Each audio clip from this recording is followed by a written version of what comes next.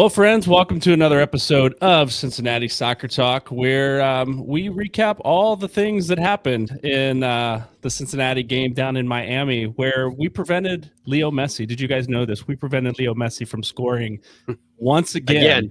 In another Cincinnati-Miami matchup. How fantastic is that? That we've kept that guy. I didn't even think he saw the field this game, which was a lot of fun. We'll talk about that later in the show. Again, welcome to episode 430 of Cincinnati Soccer Talk. My name is Brian, host of the show tonight. I'm here with Jose, and Justin Blair is back.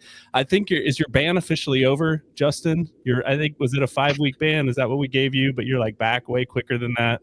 I think that was my ban, but I'm gonna sneak in. I'm gonna come through. I came back at pro and said, hey, maybe I could get back in. Let's think about the circumstances here. Like, you gotta talk about a 0-0 game against Miami. So slide me in. Let's do it. The apology and the money under the table was really helpful in getting you back on the show. So awesome. Well, Justin, glad to have you back, man. You feeling all right tonight? Yeah, I'm feeling much better. I had a bad run-in with bronchitis. It's the first time I've had anything like that since I don't even know how long. I mean, it's like 15 years. So I didn't know how to treat myself at all. There was no mom to call and say, hey, what medicine should I be taking? My wife was doing good to nurse me up, but it was crazy, man. I had to go to the doctor a couple times. It's called a doctor. I went. I did it twice. They just, like, the first time they thought it was sinus infection. And then, like, I just didn't get better for a week. And then by that point, like, I had to wait through the weekend. And it's just, I'm feeling a lot better now. Steroids can do a lot. Good. You can win the Tour de France with it, and you can also recover from bronchitis. I noticed your shoulders were looking a little thicker tonight. Like, man. Pumping iron there in the bed. Awesome. Yeah, well, Justin, good to have you back. Jose, welcome again to the show. Glad to be here. Glad to be here. As we said, the good, the bad, the ugly. We're here to comment on the game and other things that we will touch on. It wasn't an easy game to watch, but it's what we do around here. Yeah, and if I remember this correctly, Justin was scheduled to be on the Miami podcast, the Herons, right? Remind me the name. I'm blanking. The Battered Herons. Battered Herons. Thank you, Justin. Scheduled to be on there. He wasn't able to be, so you filled in, Jose. I missed that. Yeah. You filled in, and if I'm understanding correctly, you gave away the secret to beating Cincinnati. I did. I mean, from now on, when they ask how do you beat well, I don't know. Just go straight at Anunga. That guy is easy to pass, so just do that and you'll be fine. Roll the ball softly to Celentano. That's the secret. Yeah. He'll fumble it and you'll score. Yeah. Awesome. Well, we'll talk about that. We'll get into that a little bit later in the show. Right now, we want to thank our sponsor, Apollo Home. If it's hot still, we're still facing some heat, but the weather's going to change at some point, right? Apollo, give them a call for all your HVAC needs. Mention you're a CST listener, and that Mike sent you to Apollo, and they'll get you they'll hook you up with some sort of CST discount. So thanks, Apollo, for keeping people cool in the summer in Cincinnati, keeping them warm in the winter in Cincinnati, and supporting Cincinnati Soccer Talk here each and every week. Guys, let's get into our best and worst. Justin, I'm going to start with you. Yeah, I was sitting there I was going back and forth about my best. For me, I think the best that I saw this weekend would have to be getting 7 points without Kevin Denke. I mean, that kind of extends for the previous games, but just like having that ability to be able to get results some way without your big time DP guy, your leading scorer on the team before Evander went off and all that. So, like, being able to do that even when you have a player like that, I don't think anybody in MLS can do that. I really don't. I think if their target guy or their best scorer on their team goes out. I don't think very many teams in this league could get 7 points, especially when we were playing Miami twice and we had it against Real Salt Lake out there. So, playing in the altitude, playing in the Florida swamps down there. So that's pretty impressive. So hats off to the boys. My worst, since the first matchup between Inter Miami with Messi, that unfortunate 2023 U.S. Open Cup game, we just had a big time showdown between the two teams. Like they're just like we had Messi missed all of last year against us, the 2 matches, right? We had a good matchup against them at the end of the year when we eliminated them from the playoffs in 2023.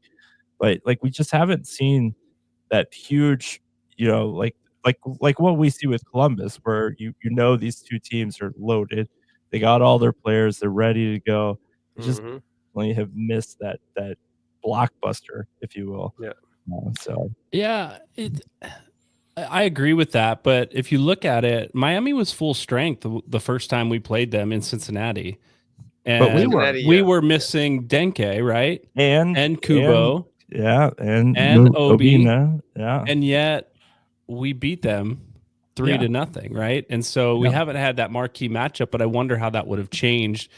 Trying maybe to force a ball to a guy that isn't 100%, or we've had to find new ways to do it. So, while I agree with that, I do think it was better that we played short in that first game and won than Miami played short in this one and we drew, right? So that was a little lackluster in my mind, but I get your point there. Yeah, I'm going to throw a couple up. Go ahead. If we could, it's just like if we're going to be one of those, like I'm not saying little Cincinnati or our beloved orange and blue club down here is going to, supplant like Real Madrid. But if we are going to get on the world recognition, we have to have these big matches against clubs like Inter Miami, right? There's reasons why people talk about LAFC the way they talk about them, right? There's reasons why they talk about Atlanta United, right? Guzan made a name for himself worldwide because of that ridiculous game against Miami. So it just would be nice to capture the headlines in that big time. Yeah. Everybody around the world during this time of the year is starving for soccer or football or wherever they come from. And to have that be the marquee matchup in the world would have been amazing. And I just think it fell a little flat of that. Yeah, I get it. I'd rather win the game. Well, there's that. I'd rather win. I'm going to throw a couple up here, and I'm going to pass it to you, Jose. Jay Yates says his best was Celentano. He was superb, and Nunga continues to improve for sure. We'll talk about that. Not coming home, his worst, not coming home with 3 points. Hard to complain about a draw on the road versus Miami. No doubt about it there. And Clifford Adams in the chat saying his best was a point on the road and worst feeling like it was a winnable game and only coming home with a point on the road. So, yeah, good. Thanks for those best and worst. If you're watching, listening now, go ahead and drop. You've got some others, best and worst. Drop those in the chat. We'll get to those as well. Jose, I'm going to pass it to you. Well, my best has to be Roman. I mean, he was the man of the match. If he's not there playing the way he was, we don't win this game. I mean, it was time after time. And interestingly enough, apparently, Miami only had 3 shots on goal. It was probably the 3 that he stopped, miraculously at some point. So I got to give him the man of the match. But I also got to mention Powell. I mean, that last minute save was phenomenal. I mean, that goes in, and we're talking a whole different attitude today of what happened. So my best to him as well. Now, worst, we're still not stringing strong performances together. Yes, we got a point. I mean, I'll take it. But I'm still yet to see this team string just 2. Just give me 2 strong performances. It doesn't have to be like we played against Miami, which was phenomenal. But, play it the way you played against Miami when we beat them 3-0, and then do a strong game. Because against Real Salt Lake, we also didn't play well. And on Saturday, we got the point, and that's good. I have to also honorable mention for Dado, for ensuring we went away with only 1 point. And we'll talk more about that. And also, hey, you know me, I will say it. And to the Miami organization for, again, publicly stating, hey, we're special. I'll talk more about that later. Yeah. Yep. Justin, that was your chance to say, send him to USL Championship. That's where Dotto belongs, right? Is that I just got out of my band, man. I'm not trying to go back. good? I'm just baiting you. I'm gonna see if I can get you back in there. So no, good call there. I think Roman played excellent. Powell, if you remember, just earlier this season, there was a play where the Powell tried to clear and put it in the back of the net on an own goal. Yep. And it was a very different conversation then, and it would have been this time. So the way he contorted his body and somehow kept that ball out of the net was phenomenal. I had to watch it several times. I still don't know if it came off his foot, his head, his chest. Like, I don't even know how he did that, but the ball did not go in the goal, and that was awesome. So good on you, Alvis Powell. Sean Pace is in the comments, says his best was Anunga and his progress, no doubt about it, and his worst forwards unable to convert.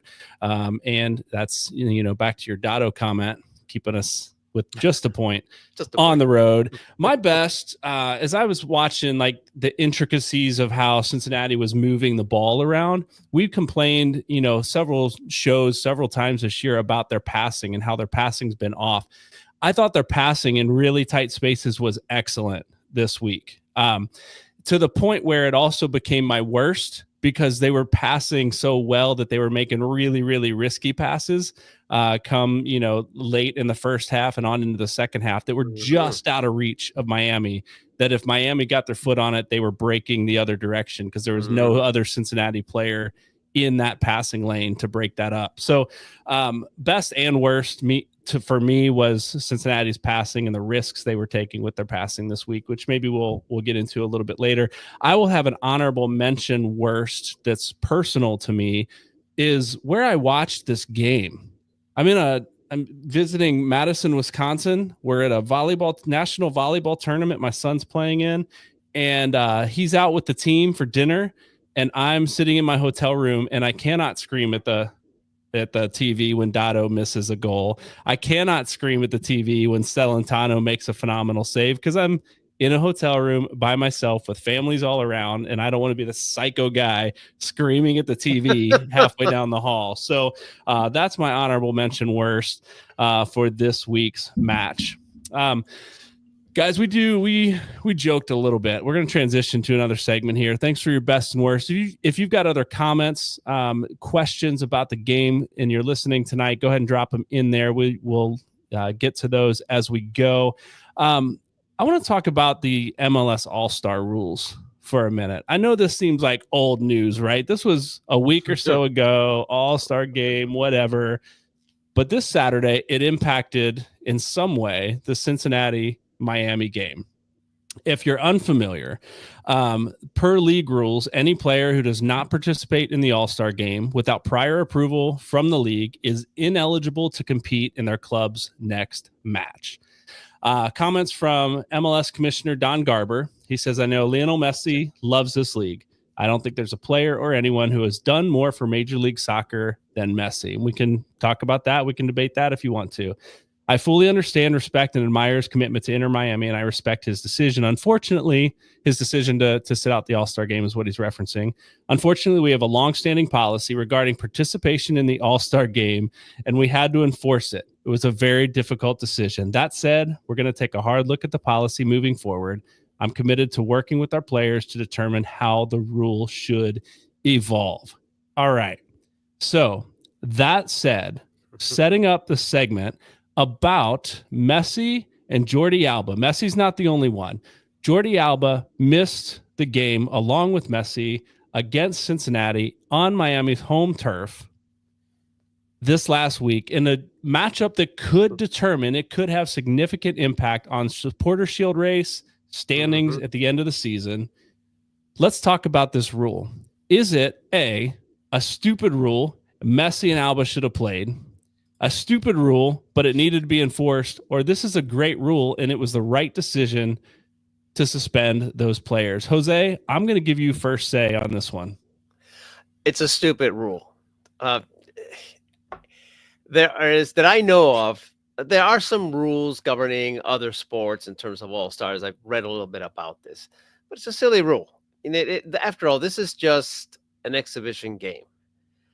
Players really, guys like Messi, Alba, probably others say, "Okay, I'll play," because But Messi decided, and Alba, no, we're not going to play. Um, and I would have been okay if the rule said, "Okay, it's kind of optional," and okay, you don't play. But because it's like you have to do this, then yes, I completely support that they were suspended for Saturday. It's a stupid rule. But yes, they should have been suspended, and they were suspended. So next year, either get rid of the rule or get rid of the All-Star game. I mean, I know that's probably not going to happen because it is a bit of a cash cow. But if you want to get rid of all controversy, well, then don't play the game, and we're done. All right. I agree in one sense that it's a stupid rule, Jose. Yep. I think it's a dumb rule. I think if you look back to last season and Messi missed the All-Star game, playing Cincinnati, I believe, the very next game, right after the All-Star game. It was Suarez. It was Suarez. Yeah, that's right. Yeah. It was Suarez that missed. Yeah. He was injured, right? He was something happened. He was nursing an injury, right? He couldn't play in the All-Star game. Yeah, it was an old guy knee injury. He couldn't play in the All-Star game, and yet he was able to come in and play in that very next match. So here's the thing. Scored 2 goals against us, by the way.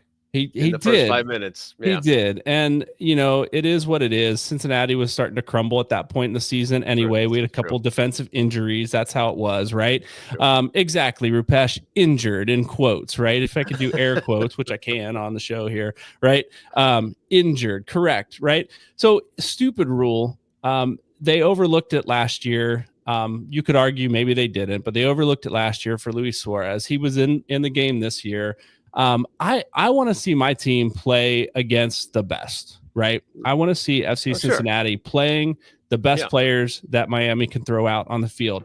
They showed they could handle it in Cincinnati with Miami at a full strength, right? Cincinnati, we already mentioned this. Cincinnati was down on players and still took it to Miami. I would have loved to have seen a game on Miami's home turf with Miami at full strength to see how we would have stacked up. I think it has, again, implications for end of season, supporter shield, and placement. Yeah, definitely going into playoffs. I want to see how my team stacks up. I think it's a stupid rule. They should get rid of it. And Messi and Jordi Alba should have played. Justin, where do you fall on this? I'm going to say, I'm going to probably upset the calm waters and maybe get suspended again tonight. But I like the rule. I'm not going to lie. I like the rule. It's a showcase.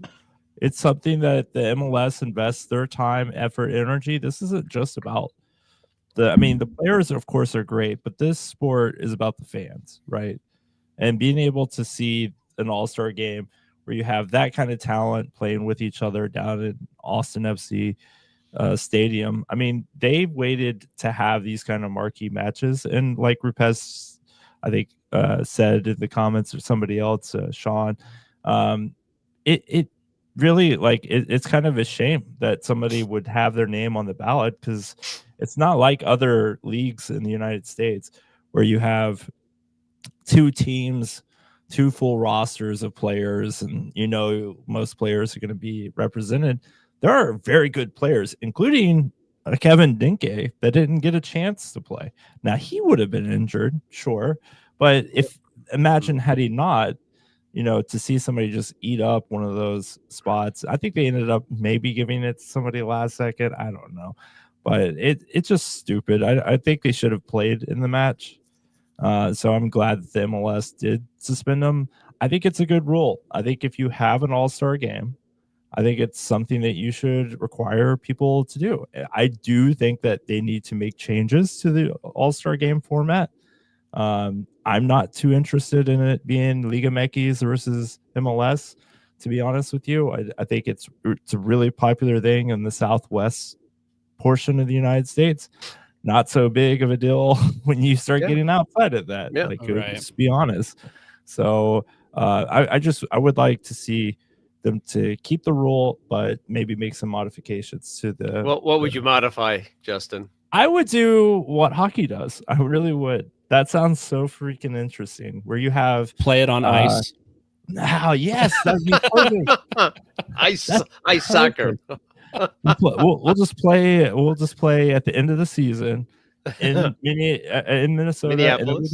and then we don't have to worry about this. Right. No, what I would see is kind of like a mini competition. That would be fun. Let the players kind of pick and choose who they want to play with, right? No. Don't do it by divisions and stuff like that. Just like have like a roster pool, and then like have like players, like I guess highest rated players, go and pick who they want on the roster and play some like futsal type tournaments and stuff like that, kind of like what they do down in Cary, North Carolina. I think that would be fun, where it's kind of a more relaxed and it's kind of fun. People are still going for the oohs and the ahs and stuff like that, but we're not having to run these people to death playing in a match where, you know, who knows what wonder kid from Liga MX wants to make a name for himself that night. Right. Yeah, I agree. I do agree with changes should be made, right? Rupesh, wrong one here. You already referenced that. NHL has a similar rule. If you skip it, you can't play. The one I meant to throw up there was this one from Cliff Adams. Players don't have to play the entire game for the All-Star game. They could play 10 minutes and ask to sub out. Now, the thing with that, though, right, is this will sound like I'm contradicting the point I'm going to make in a moment, right? Like anything could happen in those 10 minutes, right? A player that's nursing an injury takes a knock, somebody knocks them off the ball, they roll their ankle a little bit more, right? That could happen to anyone at any moment in 10 minutes or 2 minutes on the field, right? So like I get that argument. I do like the fact, here's the point I was going to make here that sounds like maybe I'm contradicting myself, is I like your idea there, Justin, that changes could be made, the way the style of play, I like the stuff that happened on Tuesday night, like the All-Star challenges were way more fun to me than actually watching the All-Star game, right? I watched the first half of the All-Star game, and I think I left my room and didn't watch the second half when, Evander wasn't on the field. I saw the end when Robinson came out and he was playing too. I didn't watch that much. It wasn't all that interesting to me. You put him out there in a 4v4, 5v5 situation like futsal. You play a 7-on-7 like you do in Cary, North Carolina at the TST that you mentioned. Like it could be a lot of fun, and include the other smaller competitions. Make it fun for the guys. The NFL has done something different. The NBA is doing something different. Everybody's changing the style and the format of their All-Star game. And I will say the commentators, Taylor Twellman was at the top of the list going, playing Liga MX is the best thing that could happen for Major League Soccer to get the name out there around the world, like you were talking about earlier. I don't know that I fully agree with that. No. But look, who does anybody in the world care about in Liga MX? I mean, seriously, James Rodriguez, are we still on him for the 2014 World Cup? I mean, like his career had some sputtering moments and stuff like that, but like what Chucky Lozano, or like he's now here. Who are we talking about in Liga MX that draws everyone's eyes in Europe? No one. Right. No. Well, Ramos, but he's the only one. He plays. I think he plays for. Might play for Monterrey, actually. He plays for Monterrey, but it's a situation kind of like with Suarez here in the United States. Right? We know he's cooked, but it's still fun to think. Would you play it during the week or on a weekend? I would. If you had some sense of a real schedule instead of this insane marathon of games and everything, then I would play it on the weekend. But they're not gonna do it. We just have such a terrible schedule.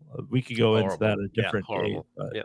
Yeah. Just think about the fact tonight on this show, we're talking about the All-Star game. We're talking about the format. We're talking about how the rules impacted two players from Miami in their next game.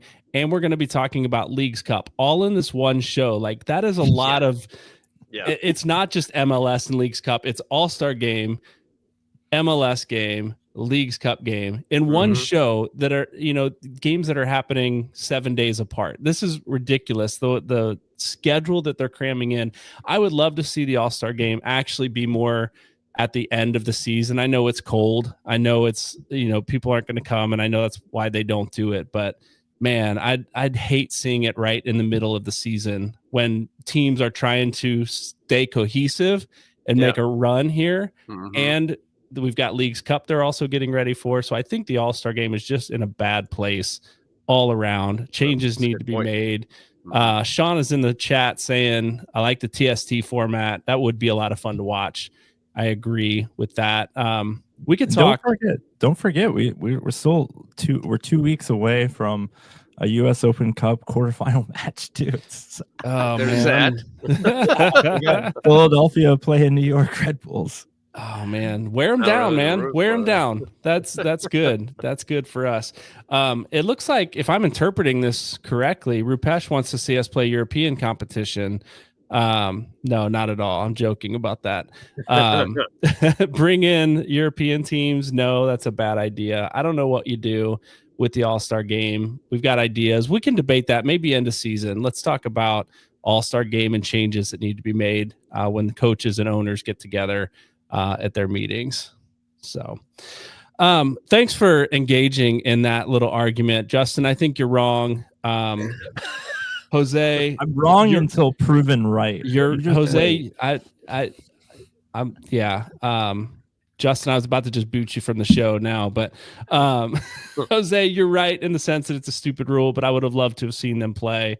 And that is what it is. I do want to throw this up here as we wrap up this segment. Jay Yates says, I want to see Garber name one thing Messi has done for Major League Soccer other than just come here and play some games. His status brings viewership, but let's not pretend he's some great steward for the league. And that's, I don't know. That's, I think I agree with that. It could Very be fair. Yeah, it could be debated potentially, but I think I agree with that. I mean, you knew that's what we were going to get from Messi. Oh, no doubt. And he's never been one for, the glitz and the glam. I mean, he lives a lavish lifestyle, and he's such an amazing player, but he's never been one of those people that's going to end up hyping himself up or take this. No, he's not Ronaldo. No, Yeah. no, there's like, if it would have been Maradona, I think Maradona would have had a blast doing this kind of stuff, right? Yep. I think he would have had so much fun. I mean, too much fun knowing Diego Maradona.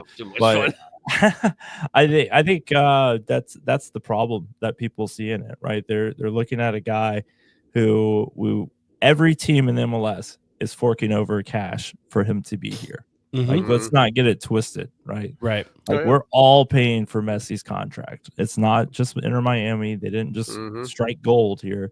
And then to have him just fail to show up at matches, Miami prioritizing like weird competitions and weird matches abroad and stuff like that versus like the health of the whole regular season. Like, those things concern you, and you just really wish he would spend a little bit more time just smiling and waving to the fans. Yeah. That's one thing I love and hate about this situation, right? Are you going to be controlled by, I know you're playing for a league that brought you over here for a reason, for a purpose. And you, to some level, by signing the contract, you agreed to be part of that. But I also respect the fact that he's here to play the game, right? Mm-hmm. When he's healthy, he's going to play. When he's able to, he's going to play. When it's on turf, he's not going to play. When it's an all-star showcase that in his mind doesn't mean anything, he's going to sit out so that he can play in the competitions that matter. Like, I get that and I respect that. But I think with that comes, when Messi leaves the league, there's going to be a lot of eyes that leave the league as well and follow him wherever he goes. And so, has he done it? Has he done what they hoped he would do for Major League Soccer? Maybe. I think that's yet to be seen down the road when his time is done.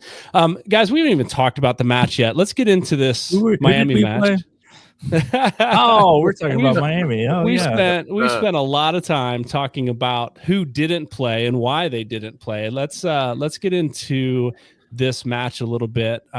Before we do that, though, I want to thank our sponsor for second half of the show, Beyond Exercise. They are a local physical therapy and fitness business that helps people stay active and injury free. In fact, they've helped some of our MLS Next Pro, and FCC Academy players with their health and performance needs. Check out their suite of services at gobeyondexercise.com. Appreciate you and your sponsorship of the show to help us do what we do and bring the fans what they want to hear, which is talk of the FC Cincinnati versus Miami match here this last week. So, guys, we had, again, Cincinnati is not full strength yet. You can see that by the starters who aren't out there. Kevin Denke, Yu Yakubo, Obi Nwobodo still injured. You can see that by the fact that our bench is still fairly thin. It was probably the strongest bench we've had in a while, but it's still fairly thin and not the bench that we would have if we had everybody healthy, right? So you go out in this game, you have Dotto starting up top with Kai Kamara. You have pretty much everything else was the same the last time we played Miami. So not a whole lot of changes between the two matches. It was successful the first time. We talked last week about how does Miami make some adjustments in this game? Do they come out and play the same way, which we'll talk about. I don't want to go too far ahead of ourselves. But Cincinnati came out the same way they started the last time. They came out pressing, and they pressed high. And it worked, right? So for the first 10 or 15 minutes, if you look at, chance creation and opportunities on goal, Cincinnati had the advantage in that sense. They were pressing Miami. Miami's playing over the top. Coach, talked to us last week a little bit in this Talking Tactics segment about how Cincinnati was pressing. And they're pressing not to win the ball, I think his quote was. They're not pressing to win the ball high up the field. They're pressing to win the ball higher up the field. And so I was watching for that after Coach said that last week. I'm watching for where Cincinnati is winning balls. They're getting them about midfield. As Miami clears it, Matt Miazga is bringing the ball down at midfield, and they're playing it from there. So they've got half the field to play. Or Miami's going through the midfield, and Brian Anunga says, "Thank you very much. I'll take that." And they go forward. But things shift a little bit. And Jose, I'm going to blame you a little bit for this one. Blame me. Because you said something on the Battered Herons podcast, and I think Mascherano went, "That's a really good point. We're going to try that." Tell us about that. Yeah, I was on the podcast, and by the way, I had a lot of fun with those guys. Really, really good guys. And at one point they asked me, okay, if you're, somebody who's going to whisper into Mascherano's ear, says, what would you tell them? What does it take to beat FCC? And the first thing out of my mouth was, you got to get by Anunga and Buka. I mean, if you don't get by those guys, you're not winning this game. So you have to figure out a way of either, balls behind them or through the wings. And unfortunately, somebody took that advice. So next time they asked you didn't know me, he was listening. You didn't know you were really whispering into his ear. So next time they ask me on any pod, whatever, what's it take to beat FCC? Go right at Anunga.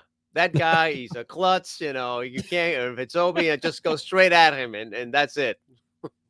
Yeah. Never again saying anything else. So, yeah, I will say if the coaching staff's not listening to the Battered Herons podcast, he's screwing up, because that is a fantastic show. I will throw those two. It is. Yeah, it's a really good show.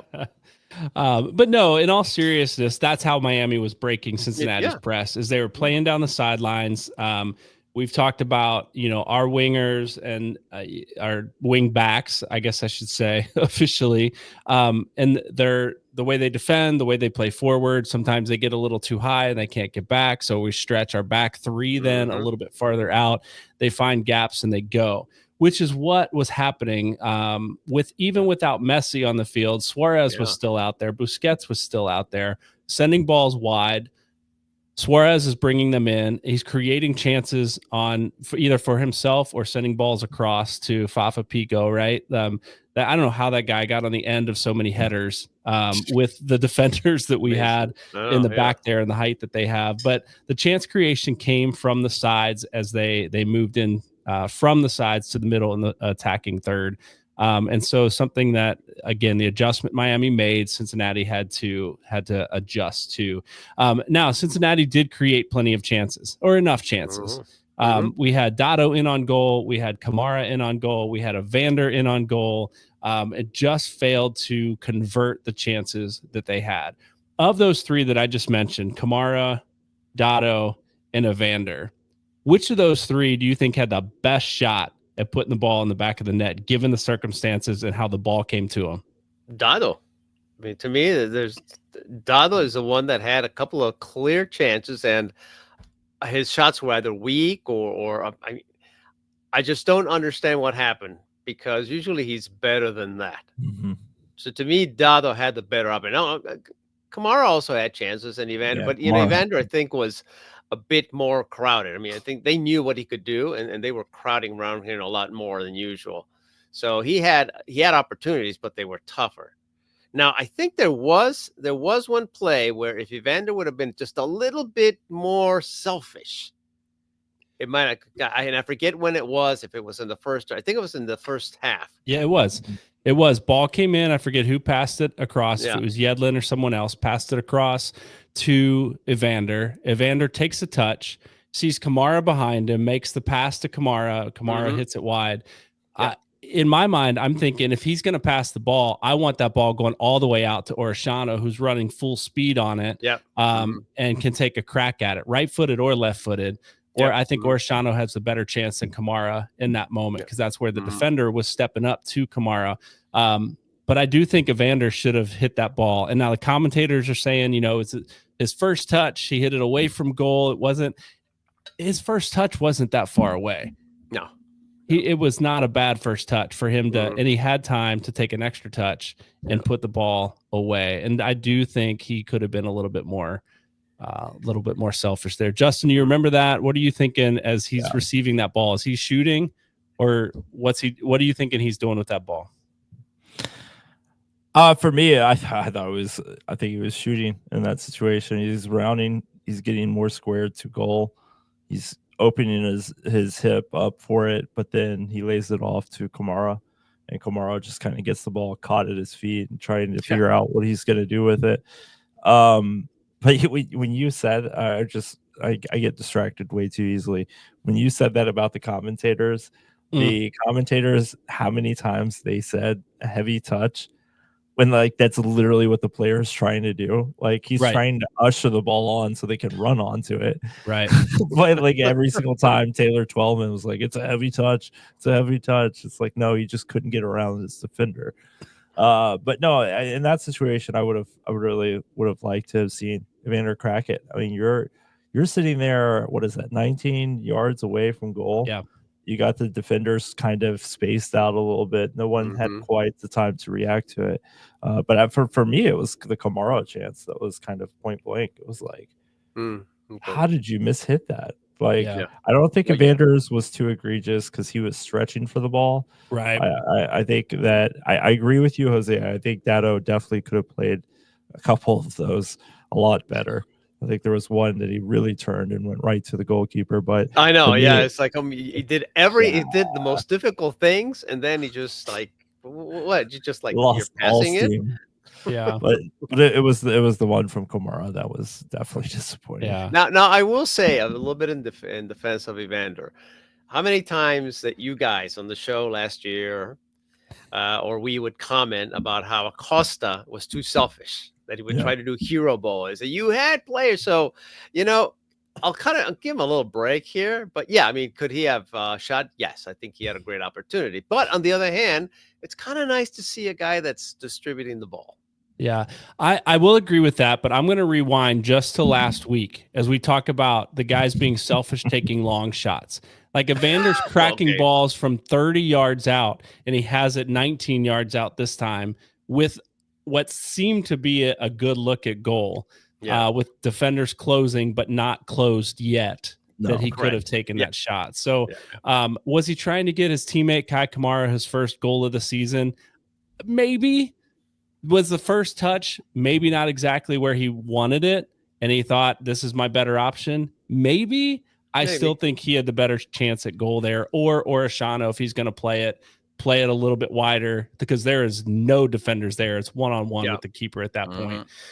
Dotto, on the other hand, I'll tell you what, his run to goal, he missed that goal, but his run, he was he was on fire and gave everything he had. And so to be a little maybe off balance, trying to get the keeper off balance, legs are tired after the run he made. I don't know. He had the whole goal and he put it right at the keeper. There's not much of an excuse, but maybe he was just losing steam. I don't know there. Jay Yates is in the comments saying, before we get on Dotto's case too much, most of the best moments of the game were the link-up play between him and Kai. Absolutely. Some of their passing was amazing. Finishing needs work, no doubt. But they looked sharper than any striker duo. Oh my God, that dummy by Kai Kamara for Dado to leave it to Kamara running, or Dado's Valenzuela running. That was fantastic. I was we need more and more of that. I'm telling you, we've got the right pieces up there. I think Dotto is the right piece up there. Kai Kamara is the right piece up there. When Denke gets in, like, it's going to be hard because those two bring something different to the game each. I'm gonna lay it out here. Okay, my only concern with Dado Valenzuela is his physicality. When you play matches against Orlando that are going to sit in that low block the whole match, how is he going to find the space? Right, he's really good at spatial awareness and being able to time his runs and stuff like that. But when you are in a low block and you're trying to break that down, that's where I don't find him as the answer, and that's why I wish that we had a different option on our bench to go for. But I think the kid's brilliant. It's just he needs to find some lower body strength, something that can really plant his foot and command his spot, because even in the match against Miami, he got to good positions, but then he just got pushed off the ball. So I think he's getting strong. I've seen him play more physical this season than I did last season, even at the beginning of the season. I think he's getting stronger. I like the fact that he's good in tight spaces. I don't think you have to be the strongest player on the field in a low block to get around. I think you just have to be quick, and you have to be good in tight spaces and know when to get rid of the ball, right? And I think he could be a good option there. He's not going to knock anybody over as he goes to, his first goal of the season, he kind of stiff-armed a guy, right? If you remember that one, he has the capability, but I see what you're saying there. Now, Miami created some chances too, right? Mostly from the foot of Luis Suarez. Talk to me about Luis Suarez and his competitive nature. Like, he was so mad. He was so angry. At himself, at his teammates, because he kept creating the chances. It was fun to watch as an opponent, but man, you got to love a guy like that on your team that is that competitive and is that driven to try and score. What'd you think about Luis Suarez and his play this week? Suarez is just like one of my favorite players of all time to watch, because he would literally kill a relative, not a close relative, but a relative, or bite them, or slap the ball and get a red card in the World Cup. We'll do anything to win. That's your favorite player. He would kill a relative to score a goal. He's one of my favorites because he's it's just, I love that passion, that vigor that he brings to each of the matches. And sure, there are some drawbacks to it, right? I think if you weren't on a team of all those superstars, Suarez being an addition to any MLS team would be terrible, because I don't think they would get along with him at all.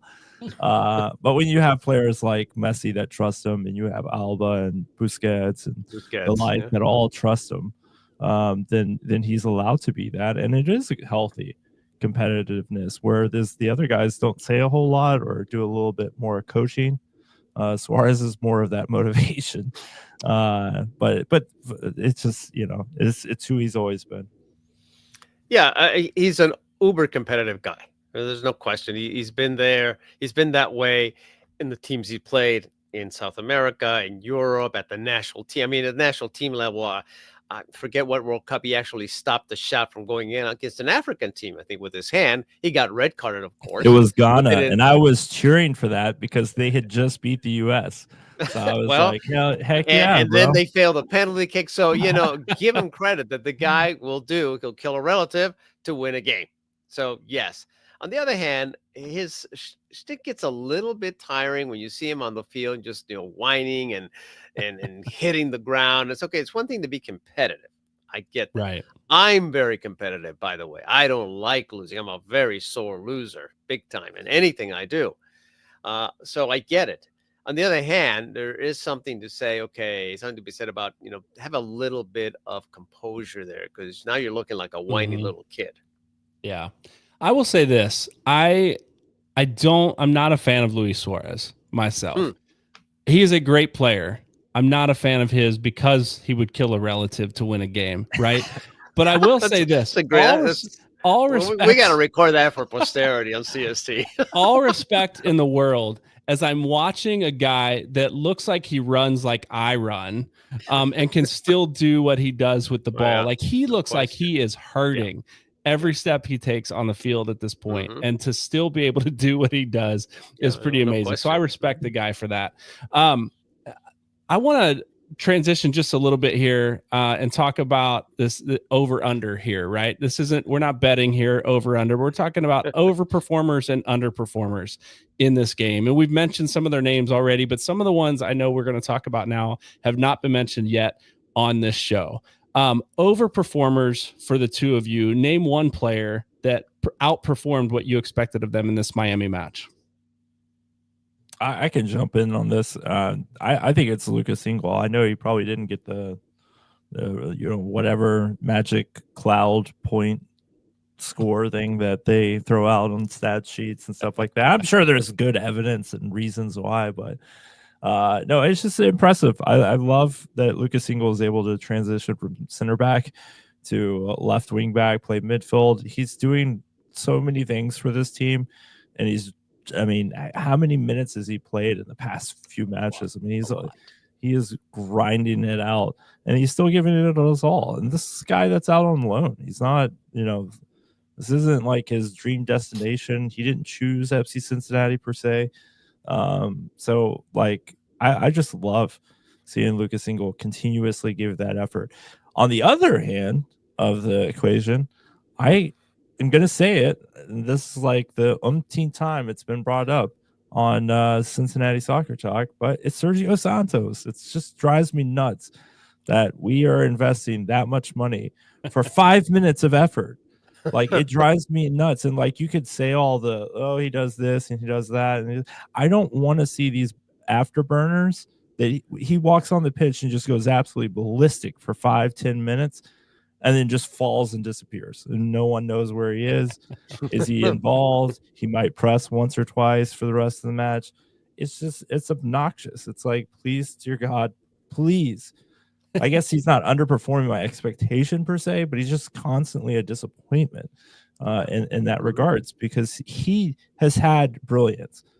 I just think like it's like a marathon runner. Like you don't go running 100,000 miles per hour in the beginning and just expect that you're going to make it through the race. Like you need to pace yourself out a little bit. And I'm okay with that. I don't think that it's helped us win any games at all, unless you're going back to last year's Leagues Cup where Santos just shows up and blows past a bunch of players, runs 100,000 miles per hour, and doesn't score goals.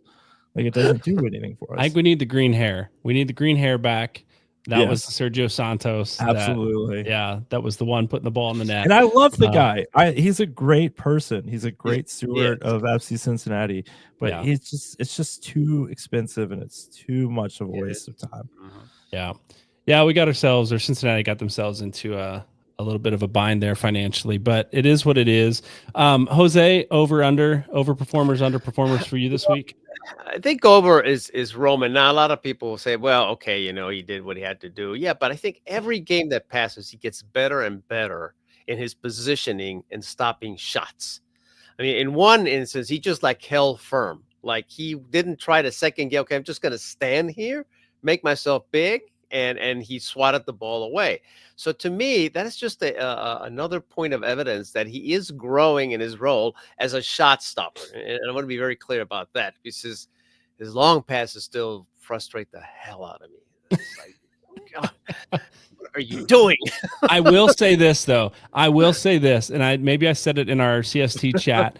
With Kai Kamara up top, his Yes. passing percentage has gone through the roof. Like Yeah. Absolutely. Kai Kamara finds a way to get to the He ball does, and yeah, at least yeah. get his head on it to show Yep.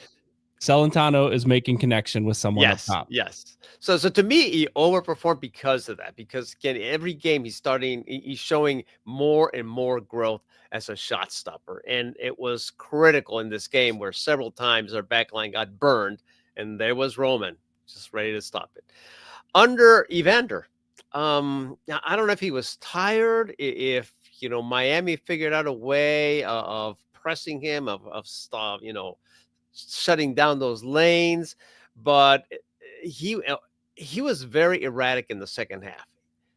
And towards the end, it was just scandalous how erratic he was. Now, yes, he was probably tired. He was out there in 90 minutes and suffocating heat. He's also be playing a lot of minutes with the team. So okay, I understand that. But in terms of what we expect from him, I think he underperformed.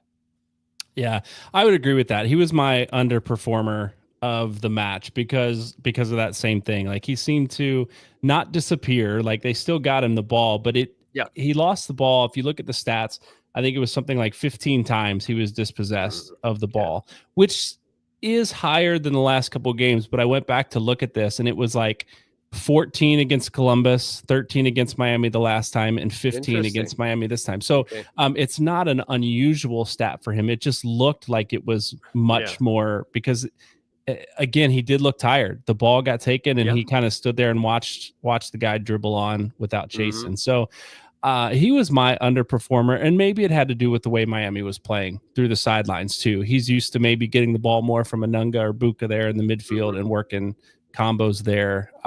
Who knows what happened there? My overperformer of the match was Anunga. Like I think we've mentioned him a couple times. He's grown into that role that now that Obi's out, he's playing a lot of minutes. He's becoming the guy that we hoped he would be, that could sub in for Obi, but now he's having to play for Obi constantly. And unfortunately, Miami realized that, right? And we talked about that earlier in the show, that he was eating up everything that came through the midfield. And so they decided we're going to go around this guy. So to have a guy that a team recognizes as we can't get through him, we got to go around him. He really showed what he has. And yeah, agreed, Rupesh. Anunga has overperformed the last 3 games, no doubt. And teams are recognizing that. Smart teams are recognizing that, and they're trying to avoid it at this point. So there's a name here that you're all probably familiar with that we have not talked about on the show tonight. And that name is Tori Penso, the head referee in this match. There's a lot of debate out there about some of the calls that were made. Some are saying she was trash in this game, and some are standing up defending her and saying she called a great game. She always calls a great game. You've got to get something straight, right? If you think she's trash. I think I will throw my opinion out there first. I thought she did a great job. I thought she called a great game. Do I agree with all the calls? Not necessarily. Did she call the one maybe a little early on Miles Robinson without, just letting it play out and then reviewing it? Who knows? Yeah, perhaps she called that a little early. I thought she called a great game, and I'm going to put my chips in on she's a good referee and she called a good one. As you guys watch that game, what are you thinking about Tori Penso, how she manages games, specifically this one? There was a potential handball on Hadebe. There was the foul she called against Robinson. There was, potential penalty call the other direction. Like, in your mind, how did she manage this game? I think she did a great job. I mean, think about there were two of the heavyweights of MLS going at each other, knowing that there's a lot at stake in this game. I mean, it may be just one game out of 34, but like we said earlier, this game could possibly define where we stand at the end in terms of Supporters' Shield. So there were two teams that we have to get the 3 points. Neither did. So two teams with strong personalities on both sides of the ball, by the way. I mean, you got Matt on our side, you got Suarez on the other side, and you also have Busquets, who has strong personality. So you got teams that are playing for a lot in just one game that have strong personalities that were trying to get under her skin the entire game. I mean, Matt was doing his Matt thing with a smile, but he was doing a Matt thing. Suarez was trying to get under her skin. Mascherano was being a jerk on the sideline. So I think she handled this with a lot of aplomb, with a smile on her face, like saying, it's a yellow card, it's a foul, keep playing, don't talk to me anymore. And she seemed to be having fun down there, which, in this kind of a game, it's kind of hard to have fun, and especially in the heat.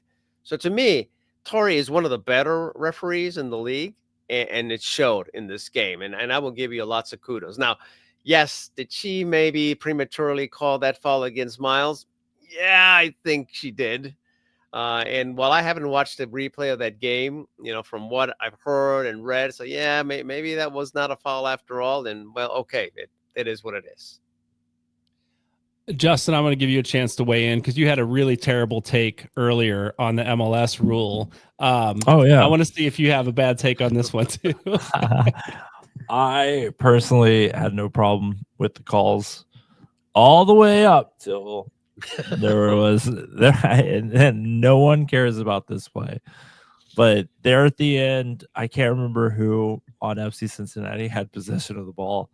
We just got absolutely bulldozed by Wagon, and there was no foul at all. And it was weird because it was like there was a stoppage in play, and then they never called a foul, and it just resumed play with Inter Miami. But I think Tori called a good game. I really do. I think there was those couple misses. I think it would be an outrageous call to call DeAndre Yedlin for the forearm on the back of Fafa Pico there. I think that would be absurd. And then likewise, I could see it. I mean, Miles does swing his arm out there. He's obviously getting yanked to the ground in that scenario. So I can understand why he flings his arm out to get a little bit of lift off of it. But it's a difficult one. I don't know. Do we know for sure that Tori's the one that called that? Or was that from the side? I'm pretty sure it came from her whistle. Okay. That called that pretty quickly. I could be wrong, but it seemed like she was pointing to herself like, this is my call. Okay. Because good on her for calling that. The sideline ref would not have been able to see that, I don't think. Yeah, he would have had the angle that was, the AR could not have seen. They would have seen Miles's back and not where his hands would have been in front of him. No, he did create separation, a little bit of separation there. So he may have been able to see that. I don't know. I felt like it was a good game, and I didn't get really distracted in the calls other than listening to Twelman complain about it. Yeah. No, I do think, Jose, you referenced it. I think she has a great way of, like, because of who she is, she, I think, can say, look, guys, you know this was a dumb foul. You know you deserve this card. Now get out of my face. I'm going to laugh at you. You're going to stop arguing with me, and we're going to play the game. I think she does a great job handling even those tough situations. So I don't really have a problem with the way the game was managed this week. But I know that was a debate out there for a lot of Cincinnati and Miami fans that I thought it was worth addressing. Guys, as we get to the wrapping up our show here, we have to mention Leagues Cup is coming up. Thursday night, Cincinnati plays Monterrey. Why, though? Brian Weigel doesn't work here anymore. Skip over Leagues Cup and just forget it exists. I'm just mentioning it. We don't even have time to talk about it, but it's a game that's happening this Thursday. Monterrey came to town last year. Brandon Vasquez was with them. Brandon Vasquez, sent us home with a goal in TQL Stadium. He's not there anymore. It should be a fun match. Jeff Tebbets has a jersey swap coming out previewing this match, so we're not going to get too much into that. Make sure you check out Jersey Swap this week for that Leagues Cup preview against Monterrey. If you'd like to support Cincinnati Soccer Talk and the content that we create here on Monday nights on Jersey Swap, some of the other shows you'll see on YouTube, The Art of Soccer and others, visit us at CincinnatiSoccerTalk.com/support. Join us on Patreon. We're posting all sorts of content there on Patreon. And I know Justin loves to do the Patreon supporter chats that are a lot of fun. And whenever we do the next one, we will get that out there. I love to do. Yeah. We'll get that out there and love to have you join us on the next Patreon chat there. Final thoughts, gentlemen, as we round out this show. Jose, I'm going to start with you. Well, I have a couple of final thoughts, and I'll go through them quickly. First one is, last week I said that I had better hopes for silverware than a few weeks ago, and I still do. But they have to string more games consistently in a strong manner. If we're going to hit the stride, now's the time to do it. Now's the time to start saying, okay, we're going to play more consistent, strong games. Again, it doesn't have to be the 3-0 beating that we gave Miami where everything seemed to work, but just have more consistency in those strong performances. And the second one is not even related to FCC. I think the league continues to enable Miami to flaunt the rules. And this has nothing to do, by the way, with whether or not they got suspended. I mean, we already had that discussion. It's just that they seem to be doing things that while they are within the rules, they're not really respecting the spirit of the rules in terms of salary structure and roster components. And that bothers me. And also the attitude that they're having. The owner had a special press conference as it was announced that Messi and Alba were going to be suspended. And he said that it was unfair because Messi and Alba are winners. So does that mean that the rest of the players are losers? That's just a really bad attitude. And Mascherano too. Mascherano after the game said that, isn't it strange that we've scored a lot of goals, but there hasn't been one PK called in our favor? I said, I'm not saying there's something going on, but I'm just leaving it out there. We're basically saying there's a conspiracy. So, I think Messi coming here was great. I think Miami is a problem. I'll leave it there. Yeah, good thoughts there, Jose. Controversial thoughts there, Jose, but a good one to. Yeah, you know me. good one to wrap up with. Thanks for being here on the show tonight, Justin. Thank you. Yeah, I just wanted to let people know. I know it doesn't get a lot of pub, but NCAA squads are starting to report to their off-season camp. They're getting ready to train and start up their 2025 campaign. So if you've ever been curious of what UC's soccer team or Xavier's or Miami, I mean, there's tons of soccer teams out there that have really good players that have featured on a lot of the teams that we've covered here at Cincinnati Soccer Talk. We will do some coverage similar to the other leagues that we did in the offseason with the Soccer in Our Area newsletter and a few feature profiles on some of the players that play at the local university. So if you know a good story or something that you want Cincinnati Soccer Talk to cover, just let us know at feedback@CincinnatiSoccerTalk.com. Yeah, good shout there, Justin. I love the additional coverage of soccer in the area that you brought to the team and the squad here. Thanks for that. My final thought is, I guess, heading into Leagues Cup. I just want our guys to stay healthy, right? We're missing some key players that we've talked about throughout the show. I just want the guys that we have available now to stay healthy through Leagues Cup. Would I love to see Cincinnati win? Absolutely. I always want to see Cincinnati win. Noonan, does he want to see Cincinnati win? Absolutely wants to see Cincinnati win in every competition that they're in. But I just hope they're smart about it going in. The players they choose, the lineups they throw out there are strategic, and we get out with no major injuries while giving the guys that are injured opportunities to continue resting and not thrown into those games, right? My second one is just to counter a little bit what Jose said is, we do want to see our team hit their stride. We do want to see them string together solid performances week in and week out. And I don't know that Cincinnati's putting out bad performances. We're playing good teams. No. We're playing challenging rosters, challenging players. And we're missing some guys, right? And we're still coming out with results. So I just want to keep that perspective, right? They're not putting out, the best performances week after week after week that we've ever seen. But to keep in perspective that we still brought a point home from Miami, as bad as they looked at times and as, open as the goal was at times, we still brought home a point on the road against one of the best teams in Major League Soccer. So just to keep some perspective on this, certainly we want to see them play better week in and week out. We do have some key injuries. Legs are getting tired here late in the season, but I really have high hopes for this last stretch as our guys get healthy and as we move into the MLS Cup, the playoffs here at the end of the season. I've got high hopes for this team, and we're going to see some of the best performances that we've seen from them in the next coming weeks. I truly believe that. So anyway, thanks for joining us this week for episode 430 of Cincinnati Soccer Talk. We look forward to catching up next Monday night after League's Cup. We'll see you then.